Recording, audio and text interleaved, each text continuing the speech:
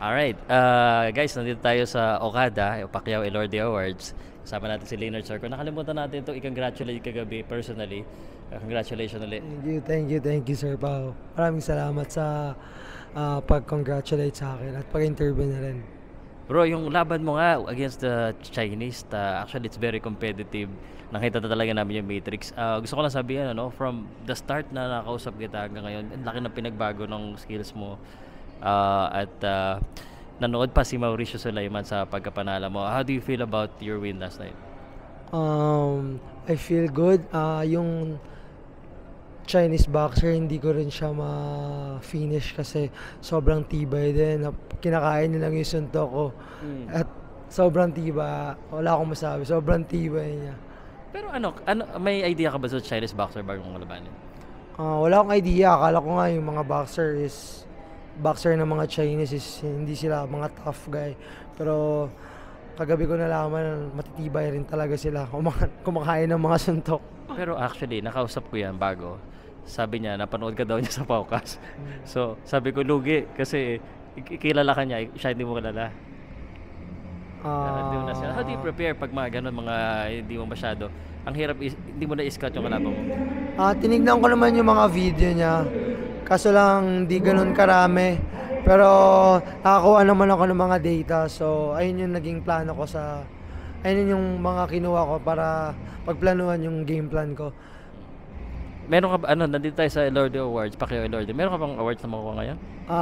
Sa ngayon, wala eh. Pero manonood ako ng boxing kasi gusto kong manood ng boxer at supportahan na rin yung mga Filipino boxer. At meron din akong mga kaibigan na susuportahan din. So, sila din yung pinunta ko dito. Pero may belt ka bang hawak? This year, wala. Pero, maraming darating, for sure.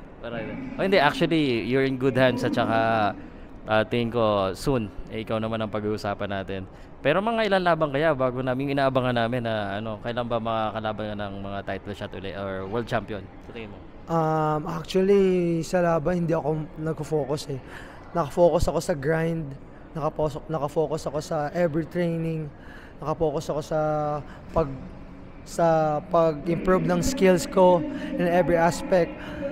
Doon ako nakaano. And kung ano ibibigay sa akin ng promoter ko, I'm gonna do what I'm gonna do. Pero wala kang target? What target naman, sir? Marami naman. Pero ngayon, Sir Sean is doing the great job for me. And siya yung mas nakakaalam kung bibigyan niya na ako ng... Feel ko naman, kayang-kaya ko na. Kayang-kaya ko na sumabay sa mga mataas na level. At mag-mention ko naman ang pangalan. Hindi naman natin hinahamon. Sino lang yung type mo na makalaban? It will be an honor for you. What weight?